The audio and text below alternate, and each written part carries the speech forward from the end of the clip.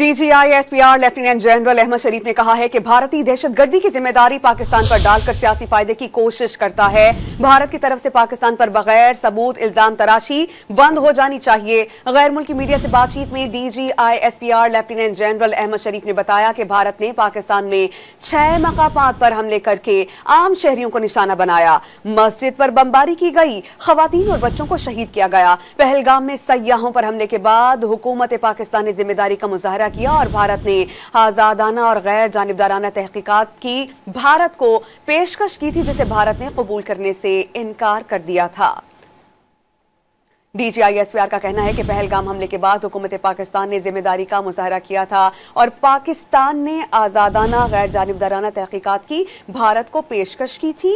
भारत ने पाकिस्तान की गैर जानिबदाराना तहकीकात की पेशकश को कबूल नहीं किया। DGISPR लेफ्टिनेंट जनरल अहमद शरीफ ने कहा कि भारत दहशतगर्दी की जिम्मेदारी पाकिस्तान पर डालकर सियासी फायदे की कोशिश करता है। भारत की तरफ से पाकिस्तान पर बगैर सबूत इल्जाम तराशी बंद हो जानी चाहिए। गैर मुल्की मीडिया से बातचीत में DGISPR लेफ्टिनेंट जनरल अहमद शरीफ ने बताया कि भारत ने पाकिस्तान में 6 मकामात पर हमले किए, आम शहरियों को निशाना बनाया, मस्जिद पर बमबारी की, खवातीन और बच्चों को शहीद किया। पहलगाम में सयाहों पर हमले के बाद हुकूमत पाकिस्तान ने जिम्मेदारी का मुजाहरा किया और भारत से आजादाना और गैर जानिबदाराना तहकीकात की पेशकश की, जिसे भारत ने कबूल करने से इनकार किया।